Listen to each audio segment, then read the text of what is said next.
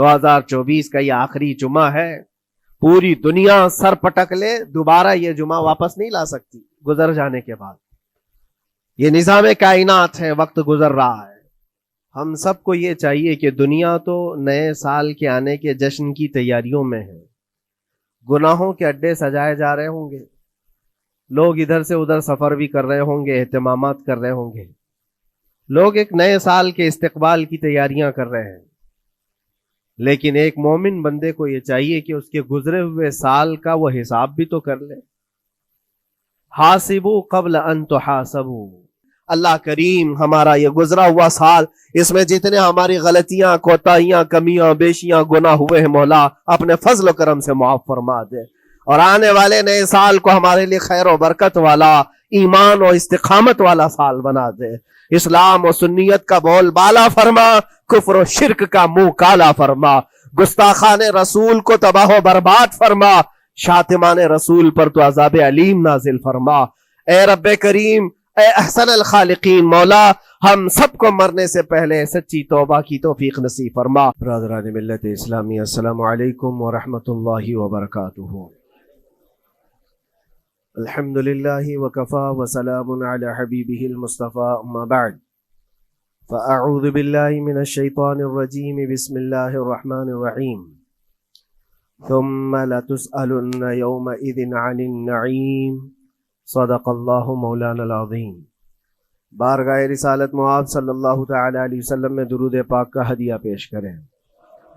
اللہم صل علی سیدنا و مولانا محمد معدن الجود والکرم وآلہ واصحابہ الکرام وابنہ الکریم وبارک وسلم صلاة دائمة سرمدا ابدا.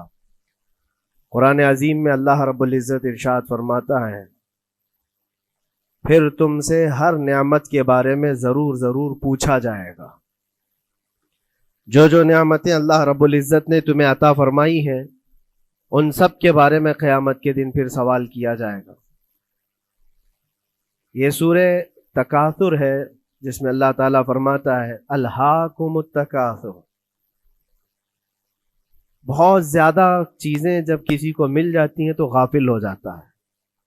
تکاثر کہتے ہیں حد سے زیادہ کوئی چیز ہو جائے، چاہے وہ مال ہو، دولت ہو، دنیا ہو، جائیداد ہو، جس طرح کی بھی کوئی چیز ہو، خواہشات ہو، جب حد سے زیادہ ہو جاتی ہیں تو آدمی کو غافل بنا دیتی ہے.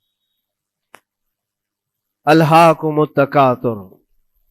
اسی سورہ میں اللہ تعالیٰ نے فرمایا پھر یاد رکھو ہر نعمت کے بارے میں تم سے سوال کیا جائے گا.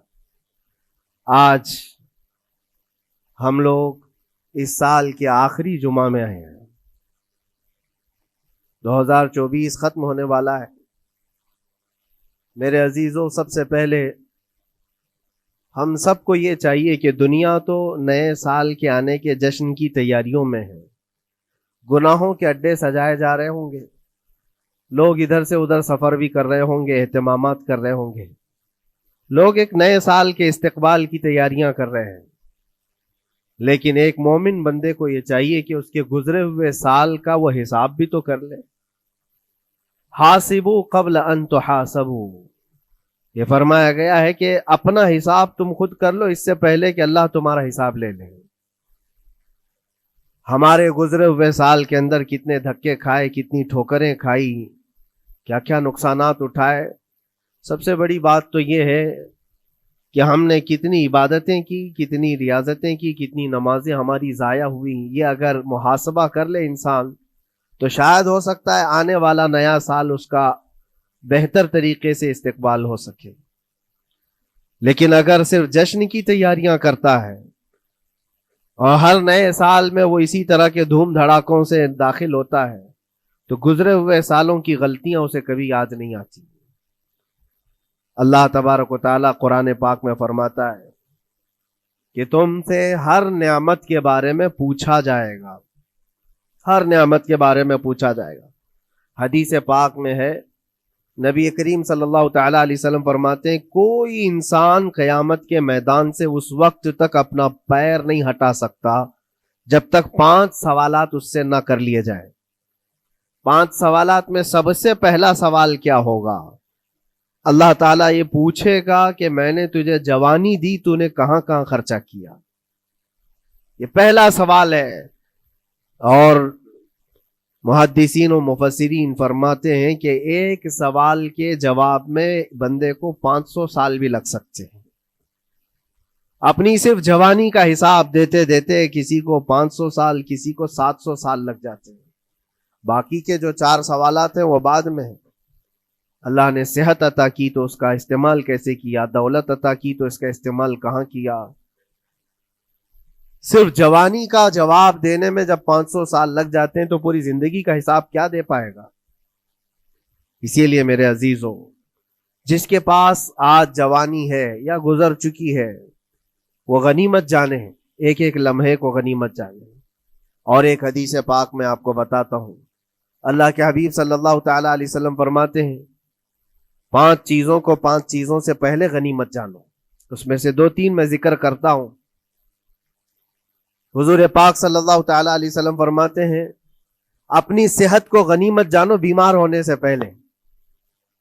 آج صحت مند ہو تو اس کی قدر کرو بیمار ہونے سے پہلے۔ ہاتھ نہیں ٹوٹا ہے ابھی، پاؤں نہیں ٹوٹا ہے، سر سلامت ہے، سوچنے کی طاقت ہے، زبان سلامت ہے۔ اپنی صحت کو غنیمت جانو اور ہر دن اللہ کا شکر ادا کرو کہ مولا میری طاقت اور میری حیثیت سے زیادہ تو نے مجھے عطا کیا ہے۔ اور اگر اپنی صحت کا خیال نہیں ہے، قدر نہیں ہے، تو جاؤ کبھی کسی کینسر ہاسپٹل میں جا کر کے دیکھو، کئی ایسے لوگ ہیں جو موت اور حیات کے بیچ لڑ رہے ہیں۔ کچھ تو ایسے ہیں جو روز موت کی تمنا کرتے ہیں لیکن موت بھی نہیں۔ مجھے یاد ہے آج تقریباً 8-9 سال ہو گئے ہوں گے، ایک کینسر ہاسپٹل میں ایک ادھیڑ عمر کے شخص سے ملاقات، میں تیمارداری کے لیے یا عیادت کے لیے جایا کرتا تھا۔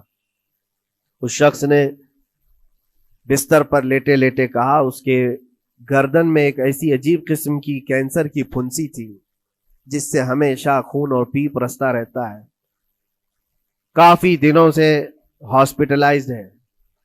لیکن ایک اس کی جو گڑ گڑاہٹ دیکھا اور ریکویسٹ میں نے سنا، کہا کہ حضرت صرف اتنی دعا کر دے کہ میرا سر اٹھے اور میں سجدہ کر سکوں، اس لیے کہ جوانی میں نے سجدے نہیں کی، اللہ کے عبادت نہیں کی، اور آج شدت سے خواہش ہوتی ہے کہ میں عبادت کروں یا سجدہ کروں، لیکن سر اٹھاتا ہوں تو یہاں سے پیپ اور خون شروع ہو جاتا ہے، اب وہ طاقت نہیں ہے۔ اس دن میرے دل پہ یہ بات لگی، کیا سچ فرمایا میرے آقا صلی اللہ علیہ وسلم نے، اپنی صحت کو غنیمت جانو بیمار ہونے سے پہلے، کہیں ایسا وقت نہ آئے کہ تم سجدہ کرنا چاہو لیکن تمہارا سر اٹھانے کے قابل بھی نہ رہے، تمہارے پاس وہ طبیعت بھی نہ رہے۔ ایک یہ تو پہلی چیز ہے۔ دوسری چیز، نبی مکرم صلی اللہ علیہ وسلم ارشاد فرماتے ہیں کہ تم اپنی جوانی کو غنیمت جانو بڑھاپا آنے سے پہلے۔ جوانی کو غنیمت جانو بڑھاپا آنے سے پہلے۔ آپ کو پتا نہیں ہے بڑھاپا کیا ہوتا ہے؟ بڑھاپے میں صرف خواہشیں رہ جاتی ہیں، کرنے کی تمنا رہ جاتی ہے لیکن طاقت نہیں رہتی۔ بڑھاپے کے اندر اعضاء ڈھیلے ہو جاتے ہیں، نہ وہ صحیح ڈھنگ سے پوری عبادت کرنے کے قابل رہ جاتا ہے، بلکہ وہ سوچتا رہ جاتا ہے کہ کاش میں اپنی جوانی میں اتنی نمازیں پڑھ لیا ہوتا، اتنی تسبیح پڑھ لیا ہوتا، لیکن کر نہیں پاتا۔ اسی لیے اللہ کے نبی صلی اللہ علیہ وسلم نے فرمایا بڑھاپا آنے سے پہلے اپنی جوانی کی قدر کر لو۔ اور اتنی تیزی سے یہ جوانی جاتی ہے پتہ بھی نہیں چلتا، بہت تیزی سے گزر جاتی ہے۔ جوانی ایسا شباب ہے کہ یہ بجلی کی طرح بھاگتی چلی جاتی ہے، کیونکہ جوان ہوتے ہی آدمی کے اوپر ایسی ذمہ داریاں آئیں، اس کو شادی کا خیال آیا، شادی کیا، بچوں کا خیال آیا، بچے ہوئے، پالنے کی بات، گھر بنانے کی فکر، بزنس کی فکر، جاب کی فکر، ان تمام چیزوں میں اتنا گھرا رہا کہ جوانی نکل گئی، بال سفید ہو گئے، پتہ ہی نہیں چلا، بڑھاپا آ گیا۔ اور اس کے بعد بڑھاپے میں اس کو احتساب کرنے کا موقع ملے تو سوچتا ہے کہ میرے پاس جوانی کے اتنے سال تھے، کاش میں عبادت کیا ہوتا یا کچھ کر لیا ہوتا۔ لیکن ایک بات یاد رکھو، گیا وقت پھر ہاتھ آتا نہیں، سدا دور دورہ دکھاتا نہیں۔ سب سے قیمتی چیز دنیا کی یہ وقت ہے جو گزر جاتا ہے۔ آج کا جمعہ پھر ہم صدیوں بعد بھی یا جتنی بھی زندگی ہو یہ دوبارہ نہیں لے سکتے، یہ واپس نہیں آئے گا ہماری زندگی میں۔ 2024 کا یہ آخری جمعہ ہے، پوری دنیا سر پٹک لے دوبارہ یہ جمعہ واپس نہیں لا سکتی گزر جانے کے بعد۔ یہ نظام کائنات ہے، وقت گزر رہا ہے۔ الوقت کالسیف، یہ وقت تلوار کی طرح ہے، اس کو تم کاٹ دو ورنہ یہ تمہیں کاٹے گا۔ تیسری چیز رسول پاک صلی اللہ تعالی علیہ وسلم ارشاد فرماتے ہیں، دو چیزیں میں نے بتایا، پہلی یہ کہ صحت کو اپنی قدر کرو، غنیمت جانو بیمار ہونے سے پہلے۔ دوسری چیز ہے اپنی جوانی کی قدر کرو بڑھاپا آنے سے پہلے۔ اور تیسری سب سے امپورٹنٹ ہے، اللہ کے نبی نے فرمایا زندگی کو غنیمت جانو موت آنے سے پہلے۔ پہلے والی دو چیزوں میں تو تمہارے پاس موقع تو ہے، صحت چلی گئی بیمار ہے لیکن بیماری میں بھی توبہ کر رہا ہے، اللہ اللہ کر رہا ہے، چلو ٹھیک ہے۔ جوانی چلی گئی لیکن بڑھاپا ہے، بڑھاپا میں تو اللہ اللہ کر رہا ہے، عبادت کر رہا ہے، یہ دونوں میں تو موقع ہے۔ لیکن زندگی ختم ہو گئی، موت آ گئی، تب پھر کیا ہے؟ موت کے بعد پھر کوئی عمل نہیں، موت کے بعد کوئی عمل نہیں۔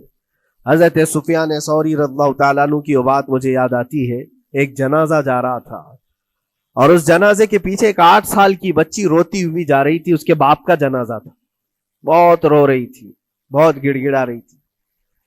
کیا جملہ کہہ رہی تھی؟ کہتی تھی کہ ہمارے گھر پر ہم پر جو آج مصیبت آئی ہے اس سے بڑی مصیبت کبھی آئی نہیں، بہت بڑا صدمہ ہے، بہت بڑی مصیبت ہے۔ تو حضرت سفیان ثوری نے اس بچی سے کہا بیٹا تمہارے اوپر جو مصیبت آئی، تمہارے گھر پر جو آئی وہ کل کو ٹھیک ہو جائے گی، تم پھر معمول پر آ جاؤ گے، بلکہ بات یہ ہے تمہارے باپ پر جو آئی ہے وہ سب سے بڑی ہے، وہ موت ہے، وہ سب سے بڑی ہے، کیونکہ وہ پلٹ کر کے آنے والا نہیں ہے۔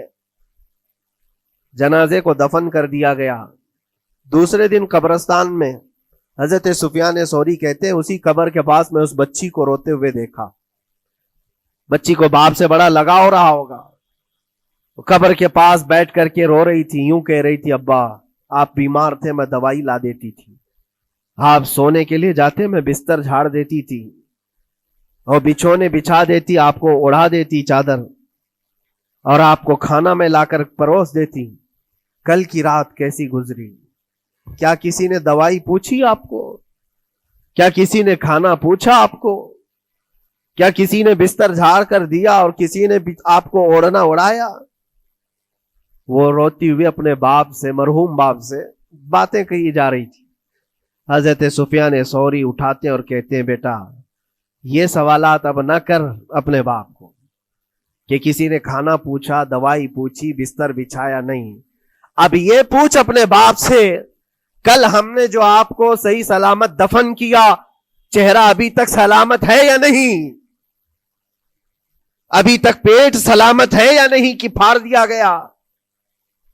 کفن ابھی تک باقی ہے یا چھین لیا گیا ہے؟ یہ پوچھ اپنے باپ سے کہ کل ہم نے جب دفنایا تھا تو خوشبوؤں میں دفنایا تھا، پوچھ اپنے باپ سے کہیں کیڑے تو نہیں چڑھ گئے آج، کیونکہ یہ ہونے والا ہے اب قبر کی زندگی میں۔ عزیزان گرامی وقار، اسی لیے حضرت مولا علی کرم اللہ وجہہ الکریم جب قبرستان جاتے سلام کرتے قبر والوں کو اور اس کے بعد ایک ایک گھنٹہ کھڑے ہو کر روتے تھے۔ حضرت سعید ابن مسیب کہتے ہیں میں مولا علی کرم اللہ وجہہ الکریم سے پوچھا آپ قبر والوں کے پاس کھڑے ہو کر کیوں رو رہے ہیں؟ حضرت علی فرماتے میں نے ان سے پوچھا کیا حال ہے تمہارا اے قبر والوں؟ انہوں نے جو جواب دیا سعید اگر تم بھی سنتے تو روتے۔ کہا کیا جواب دیتے ہیں قبروں والے؟ مولا علی کرم اللہ وجہہ الکریم فرماتے ہیں وہ مجھے جواب دے رہے ہیں کہ اے علی ہمارے گھر والوں نے تو ہمیں صحیح سلامت دفنایا تھا، ہمارے چہروں پر مسلسل آج دن اور رات بچھو چھوڑ دیے گئے، ہمارے چہروں پر آج اور ہماری ناک پر بچھو ڈنک مارتے ہیں، ہمارے بالوں میں جس کو ہم آئینے کے سامنے کھڑے ہو کر گھنٹوں سجایا کرتے تھے پیپ بھر دیے گئے ہیں، اور ہمارے چہرے کی چمڑیاں جھلس گئی۔ یہ سارے جوابات میرے عزیزوں قبروں والوں کے ہیں۔ اس منزل تک ہر ایک کو پہنچنا ہے. اسی لیے سال گزرنے سے پہلے اپنی زندگی کا احتساب کرو. اللہ رب العزت نے ابھی بھی ہمیں موقع عطا کیا ہے. ابھی تمہاری زندگی ختم نہیں ہوئی, سانس لے رہے ہو, توبہ کر لو. دعائیں کرو کہ مولا کریم ہمارے لیے نیا سال خیر و برکت والا بنا, گناہوں سے بچنے والا بنا. کچھ لوگوں کی حالت یہ ہے کہ گناہوں پہ گناہ جب ہو جاتے ہیں تو نا امیدی کے شکار ہوتے ہیں. اب کیا ہونے والا ہے, میں تو بہت پاپی ہوں, بہت خطا کار ہوں, مجھ سے تو بڑے بڑے گناہ ہو گئے ہیں, اب میں کیا کر سکتا ہوں. نا امیدی کفر ہے میرے عزیز. آپ کو بتاؤں, رسول پاک صلی اللہ تعالی علیہ وسلم ایک مرتبہ صحابہ سے فرماتے ہیں, تمہیں پتا ہے اللہ رب العزت کا کرم اور اس کا رحم کیسا ہے؟ مسکرانے لگے. صحابہ نے پوچھا آپ کیوں مسکرا رہے ہیں؟ کہا اللہ تبارک و تعالی فرماتا ہے کہ صحرا میں چلنے والا ایک آدمی, غور سے سنیے گا, صحرا ڈیزرٹ, صرف ریت کا میدان, کہیں کوئی جھاڑ نہیں, کوئی عمارت نہیں, کوئی چھاؤں لینے کی جگہ نہیں. کوئی ایک بندہ اپنی اونٹنی پر ساز و سامان رکھ کر کے چل رہا تھا. صحرا کا سب سے بڑا پرابلم یہ ہوتا ہے کہ راستہ معلوم نہیں ہوتا. ہر طرف تو سیدھا ہی راستہ دکھتا ہے, ڈائریکشن پتہ ہی نہیں ہوتا. چاروں طرف سے آسمان ملا ہوا دکھتا ہے, جیسے سمندر ہے ویسے صحرا ہے. کبھی اگر آپ نے سفر کیا ہو, ہم نے مصر میں دیکھا ہے 200-250 کلومیٹر تک گاڑی چلتی ہے, ایک درخت بھی نہیں آتا, ایک عمارت بھی نہیں آتی. صحرا میں راستے بھول جاتے ہیں لوگ. پہلے کے دور میں تو کوئی نیویگیشن بھی نہیں تھا. تو کوئی بندہ ایسے جو اونٹنی پر ساز و سامان رکھ کر کے سفر کر رہا ہے اور ایک جگہ تھک کر کے سو گیا صحرا میں. سنیے, یہ مثال فرما رہے میرے آقا صلی اللہ علیہ وسلم. تھک کر کے سو گیا اور جیسے اس کی نیند کھلی تو دیکھا اونٹنی ساز و سامان کے ساتھ غائب ہے, کچھ بھی نہیں ہے اس کے پاس. کھانے پینے کی جو چیزیں تھی, ساز و سامان تھا, سب اونٹنی کے ساتھ غائب ہو گیا. اب وہ بیچ صحرا میں اتنا حیران اور پریشان, اٹھ کر کے تلاشنے لگا. اب اس کو نہ راستہ دکھائی دے, نہ اپنی اونٹنی دکھائی دے. شدت پیاس کی وجہ سے اب وہ جگہ جگہ پانی تلاش کر رہا ہے, پانی بھی نہیں ملتا صحرا میں. موجے سراب جس کو کہتے ہیں نا, موجے سراب کیا ہے؟ ریت چمکتی ہے سورج کی دھوپ سے اور انسان کو ایسا لگتا ہے ادھر پانی ہے, اور وہاں تک پہنچتا ہے تو پانی نہیں ہوتا, ریت ہوتی ہے. وہ اسی پانی کو تلاش کرتے کرتے صحرا میں مر جاتا ہے. صحرا میں بہت لوگوں کی موتیں ہوتی ہیں, پہلے بہت لوگ مر جاتے تھے جو راستہ بھٹکتے تھے. اب حدیث پاک میں فرمایا گیا وہ بندہ جس کی اونٹنی غائب ہو گئی, ساز و سامان بھی نہیں, ڈھونڈتا رہا پورا دن پوری رات, تھک ہار کر کے آزا جواب دے گئے. اب نہ پانی ملتا ہے, نہ کھانا ملتا ہے, نہ اپنی سواری ملتی ہے. ایک جگہ آ کر بیٹھ گیا, اپنی آخری سانسیں گن رہا تھا, کیونکہ اب آزا جواب دے گئے تھے. سخت شدت کی دھوپ, صحرا کی تپتی ہوئی زمین اور بھوک و پیاس کی تکلیف الگ. جیسی ہی وہ لیٹا اس کی آنکھ لگ گئی, اس کو لگا اب یہ میری آخری سانسیں ہیں, اب مرنے کا وقت قریب آ گیا ہے. پھر اس کی آنکھ کھلتی ہے.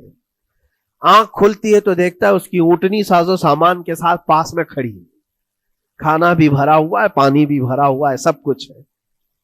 اب نبی پاک صلی اللہ تعالی علیہ وسلم صحابہ سے پوچھتے ہیں, عرب والے بہت اچھی طرح جانتے تھے صحرا کا سفر کیا ہوتا ہے.